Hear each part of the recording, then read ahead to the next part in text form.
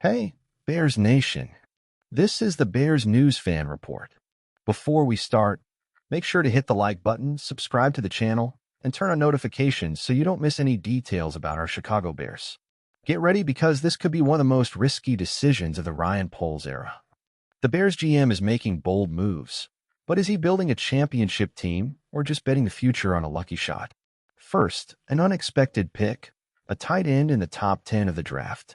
A brilliant move or a mistake that will haunt us for years. Not even Caleb Williams could save this team if this bet doesn't work out.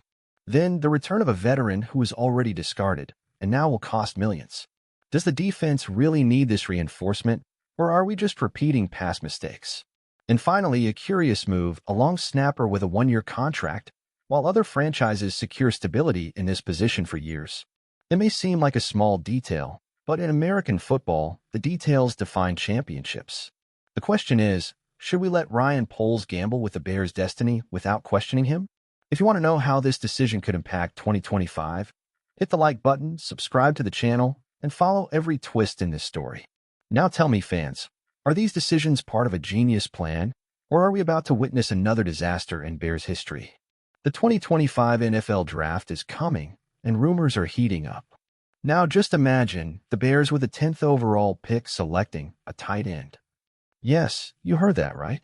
While many were expecting an offensive line boost or a dominant pass rusher, the possibility arises that Chicago might heavily invest in Tyler Warren, a name that could divide opinions. The guy's numbers are impressive: 104 receptions, 1,233 yards, and 8 touchdowns last season. Plus, he was named All-American and won the John Mackey Award. But is he worth a top 10 pick? Offensive coordinator Ben Johnson wants to turn this team into a scoring machine, and for that, he needs weapons for Caleb Williams. The problem? We already have Cole Kmet, who signed a huge extension in 2023. His production dropped last season, but was it his fault or the offensive scheme? Now, instead of strengthening the defense or the offensive line, are we going to use an elite pick to bring in a new tight end? If Warren is a generational talent, it could be a win. But what if it's an overreach? Wouldn't it be smarter to trade this pick, accumulate assets, and still land an impactful player? If history teaches us anything, it's that the Bears have a bad habit of letting talents go and then trying to get them back. First, it was Khalil Mack, and now rumors indicate a possible return of Leonard Floyd. Since leaving Chicago, Floyd has become a monster, won a Super Bowl with the Rams, recorded 10.5 sacks in Buffalo and 8.5 in San Francisco. But now, at 32 years old, is he still the ideal reinforcement for this defense?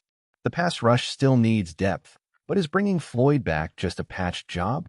Instead of investing in youth and developing talents like Austin Booker, the Bears are once again trying to fix a past mistake. If Floyd comes on a short, cheap contract, it could be a smart move. But if Ryan Poles thinks this solves the pass rush problem, he's very wrong. While most focus on big signings, the Bears made a move that not many are talking about. They renewed long snapper Scott Daly's contract for just 1 year. It might seem irrelevant, but this decision says a lot about what's going on behind the scenes. Why only 1 year? At 29, Daly is in the prime of his career and showed consistency last season. Along with Cairo Santos and the Australian phenomenon Tory Taylor, he's part of a trio that could ensure special team security for years. So why didn't Ryan Poles lock this guy in for a longer deal? Are they testing his skills or just being too economical? Additionally, this renewal also symbolizes the end of an era. With Patrick Scales out, the last veteran from the Lovie Smith era says goodbye. A cycle ends, but the question remains, are the Bears really planning for the future, or are they just improvising season after season? Tyler Warren could be talented, but selecting a tight end in the top 10? That's crazy. Especially when we already have Cole Kmet, who, despite his drop in production, is a solid player. If the idea is to use a 12 personnel set, okay, but does a TE justify that high of a pick? If Warren were a Kyle Pitts or a Brock Bowers, I'd understand. But with so many holes on the roster, especially on defense, I'd rather they trade this pick to accumulate more assets. I loved Leonard Floyd in the draft, but he never lived up to expectations in Chicago. After leaving, he became a sack machine and helped the Rams win the Super Bowl.